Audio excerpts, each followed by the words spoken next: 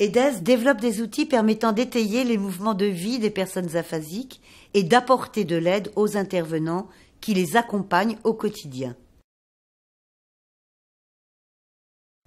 Actuellement, EDES propose 6 logiciels.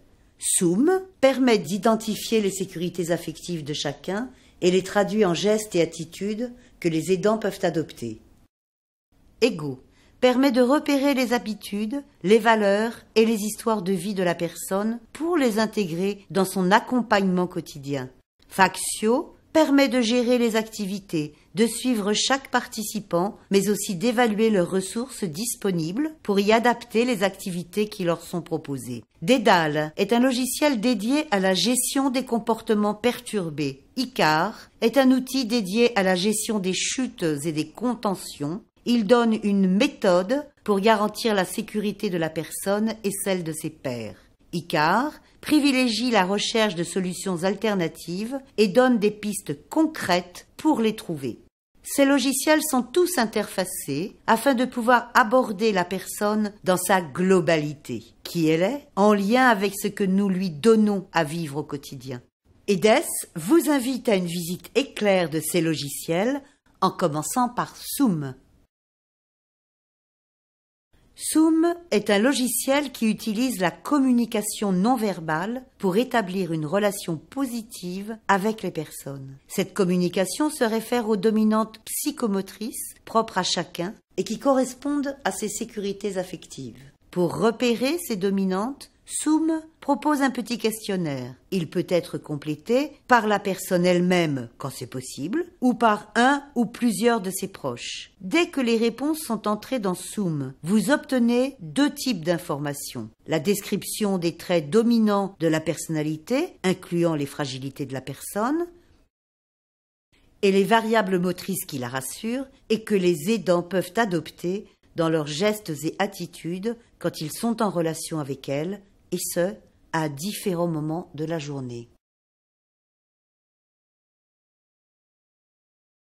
La première page d'Ego concerne les habitudes que la personne avait quand elle était chez elle. Pour vous aider à les collecter, Ego vous propose une série d'items avec des feux tricolores. Vert pour les habitudes à intégrer dans l'accompagnement quotidien de la personne, orange pour faire un essai d'intégration et rouge s'il n'est pas possible d'intégrer cette habitude. Dès que les items sont complétés, une page s'ouvre montrant les habitudes qui sont à intégrer ou en essai d'intégration. Il en va de même pour les valeurs. Ego propose une série d'items regroupés en 6 catégories, comme ce que la personne aime trouver dans ses liens, sa façon de gérer son espace personnel, comment elle se ressource, etc. De simples cases à cocher permettent de repérer les valeurs de la personne, comme par exemple la discrétion, l'authenticité. Quant aux histoires de vie, elles peuvent être collectées via un blog. Pour remplir ce blog, l'aidant doit tout d'abord préciser si l'information va être publiée avec ou sans l'accord de la personne. 2 champs s'ouvrent, l'un pour intituler l'événement et l'autre pour le raconter. À noter, vous avez un bouton Info à reprendre si disparition inquiétante. Sachez que, via Dédale, une fiche de signalement de disparition inquiétante peut être éditée. En cliquant sur ce bouton, l'info que vous venez d'écrire y sera automatiquement ajoutée. Quand l'info est publiée, le fait qu'elle ait été avec ou sans l'accord de la personne s'affiche et une petite statistique vous signale que sur la totalité des informations publiées, autant l'ont été avec son accord et autant l'ont été sans. Factio s'adresse à l'animation. C'est un logiciel avec de multiples modules. Il contient un agenda dans lequel vous pouvez visualiser le planning de vos activités. Vous pouvez également voir qui y participe. Cliquez sur une activité et les noms des personnes qui y sont inscrites s'affichent. Factio contient un module grâce auquel vous allez pouvoir organiser vos activités. Entrez son nom et le lieu où elle se donne. Toutes vos entrées s'inscrivent dans des listes déroulantes. Pour chaque activité, précisez rapidement comment chaque personne y a participé. Cette fonction permet de voir si une personne décroche d'une activité ou ne participe à aucune. Et si c'est le cas, une alerte s'affiche au bas de votre navigateur. Cliquez dessus pour voir qui elle concerne. Une fenêtre s'ouvre avec le nom de la personne. Cliquez dessus pour vous rendre dans son dossier personnel. Dans ce dossier personnel, sélectionnez parmi vos activités celles auxquelles la personne s'inscrit. Précisez en quoi cette activité répond aux attentes ou aux désirs de la personne. Par activité, vous pouvez voir les statistiques de participation en temps réel. Vous pouvez également gérer les alertes de décrochage en décrivant comment vous allez y remédier.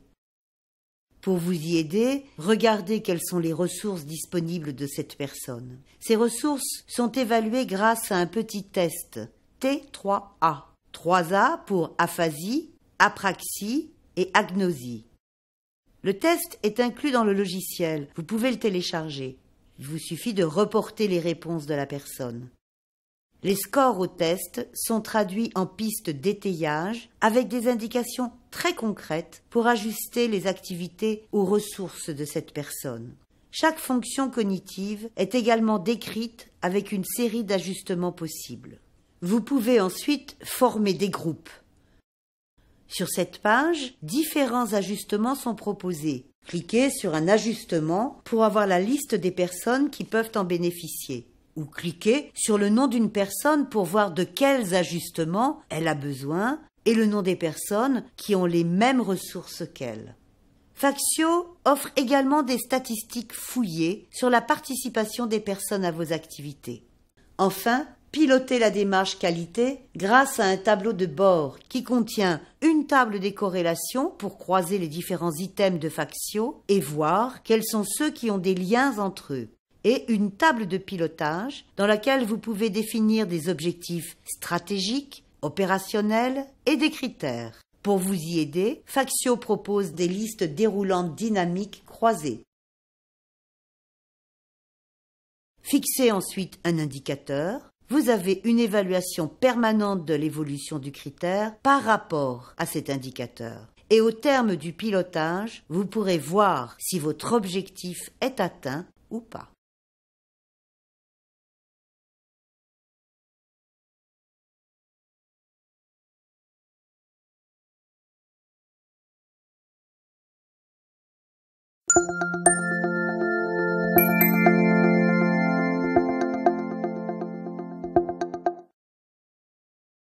Dédale est dédié à la gestion des comportements perturbés. Ces comportements étant un moyen de communication, il est essentiel de comprendre ce qu'ils expriment. Pour ce faire, Dédale propose une méthode. Elle consiste à mettre en place un plan d'investigation dès qu'un comportement perturbé se manifeste. Ce plan se décline en phases d'exploration et chaque phase contient 3 étapes. Observer, agir, évaluer. Prenons l'observation. Dédale propose une observation interdisciplinaire avec différents domaines d'investigation. Les aidants choisissent ceux qui leur paraissent les plus pertinents. Ensuite, Dédale propose plusieurs grilles d'observation du comportement, une par type de perturbation. Un axe important de la méthode consiste à noter toute manifestation de la perturbation pendant 1 semaine. Pour cela, on complète la grille d'observation mise en place. Différentes informations sont demandées, comme l'état de la personne ou les circonstances dans lesquelles la perturbation s'est manifestée. Toutes les observations feront ensuite l'objet d'une synthèse qui sera à la base du choix des actions à mettre en place. Passons à l'action. Dédale propose différents domaines d'action et toute action mise en place sera décrite. Une date d'évaluation sera ensuite fixée et si elle est dépassée, Dédale générera une alerte pour la signaler. Quant à l'évaluation, toutes les actions mises en place s'affichent automatiquement. Outre l'efficacité de l'action, notez l'évolution globale du comportement perturbé. Et suivant cette évolution, vous pouvez arrêter le plan d'investigation et l'archiver, ou continuer l'investigation et ouvrir une nouvelle phase d'exploration. Dans ce module, vous trouverez également des statistiques fouillées, qu'elles soient individuelles ou collectives, avec un synoptique des perturbations qui se sont manifestées au cours d'une période sélectionnée. Il y a aussi un tableau de bord pour la démarche qualité, avec sa table des corrélations et celle des pilotages. ICAR aborde deux sujets majeurs en termes de qualité de vie pour les personnes, les chutes et les contentions. Commençons par les chutes. Pour améliorer leur gestion, la première chose à faire est de compléter une fiche de déclaration suffisamment précise pour nous aider à en comprendre les causes. Outre les paramètres physiologiques, des listes déroulantes permettent de décrire rapidement les paramètres extérieurs. Vient ensuite la recherche des facteurs impliqués dans la chute. Pour vous aider dans cette recherche, ICAR propose une liste de facteurs, dont ceux recommandés par la HAS. Suite aux observations effectuées, un plan d'action personnalisé peut être mis en place. Comme dans les investigations, une liste déroulante propose une série d'actions. En cliquant sur une action, des statistiques en temps réel vous montrent l'évolution des chutes depuis sa mise en place. Cela vous permet d'évaluer son efficacité. Dans ce module, vous trouverez également des statistiques fouillées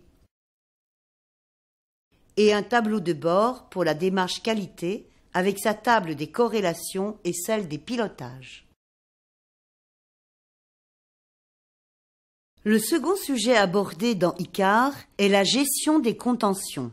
Sachant que pour les personnes ayant des pertes cognitives, une contention ne peut être mise que si leur sécurité ou celle de leur père n'est plus garantie, la première chose à faire est de signaler la situation dangereuse et de décrire le risque qu'elle présente. Ensuite, ICAR propose une méthode qui privilégie la recherche de solutions alternatives. Cette méthode se décline en 3 étapes. L'investigation, des listes déroulantes vous guident dans la réflexion en lien direct avec d'autres investigations qui seraient en cours. L'exploration des solutions avec une liste d'actions possibles. Et les conclusions lorsque les aidants décident d'arrêter la recherche de solutions alternatives. Chaque aidant ayant participé à cette recherche est invité à signer pour accord le contenu de sa conclusion. Passons aux fiches de contention. Il y a 2 types de fiches suivant que la personne est orientée ou désorientée. Un onglet est prévu pour définir les conditions d'application de la contention. Si la personne est immobilisée dans un lieu privatif, des règles de surveillance sont déterminées avec confirmation des passages fixés. Un panneau permettant d'évaluer régulièrement la pertinence de la contention est prévu. Et si le délai d'évaluation est dépassé, ICAR générera une alerte pour le signaler. Il fera de même avec les prescriptions médicales périmées. Les statistiques individuelles ou collectives sont particulièrement détaillées afin de pouvoir analyser tous les tenants et aboutissants liés à la mise en place des contentions et à leur suivi. Le tableau de bord renforce puissamment le processus d'amélioration continue de la gestion des contentions. Nos logiciels ne sont pas dédiés aux soins, mais au prendre soin. Pour EDES, l'accompagnement des personnes aphasiques est une profession à part entière. Elle mérite d'avoir des outils spécifiques adaptés à ces réalités. Résolument pragmatiques, nos logiciels ouvrent sur une pédagogie ayant 2 objectifs: étayer le professionnalisme des intervenants et renforcer leur pouvoir d'action.